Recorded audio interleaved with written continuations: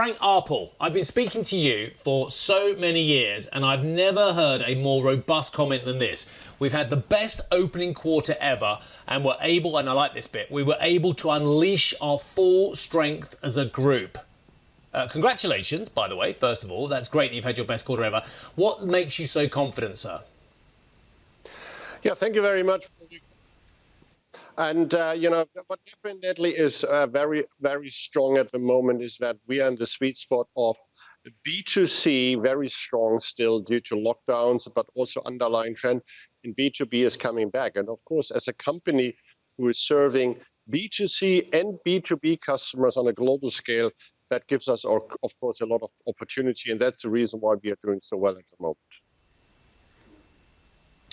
And yet, well, my balloon was up there and then you just slowly pricked it, Frank, and it's come down a bit with this comment as well.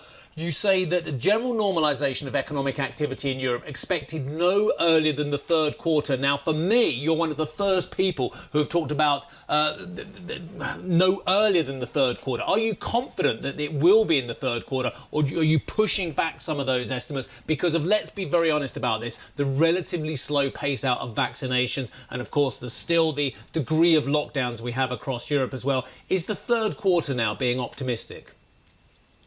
No, I don't think so, because we see now an acceleration in Europe as well. About almost 30% of the Europeans are now vaccinated, pretty much similar in all countries.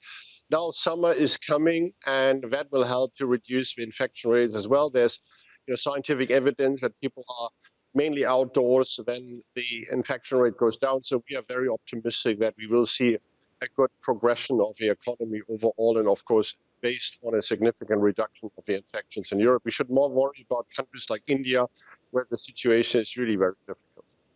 Frank, and yet there still remain frustrating distortions in the way a lot of freight used to be carried. I mean, up to 40 to 50% of freight used to go through the hold on passenger aircraft, belly freight, effectively.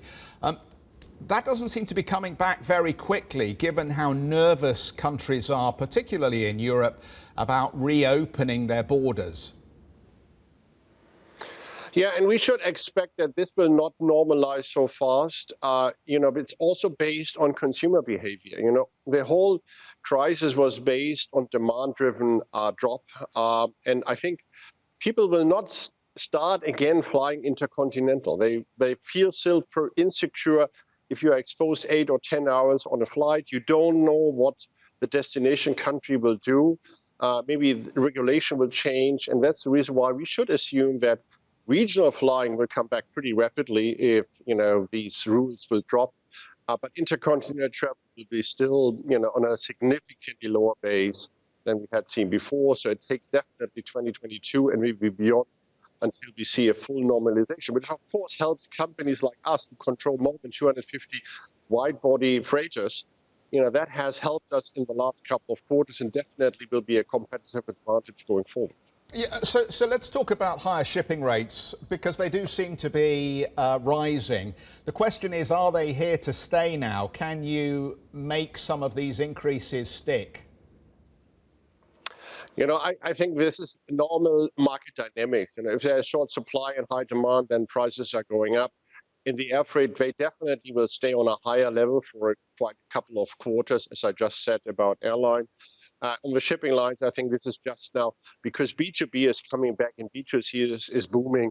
They will normalize due course as well. The shipping lines will buy new vessels. I think we will see over the next years, again, a normalization. How fast that will happen depends very much how strong demand will be.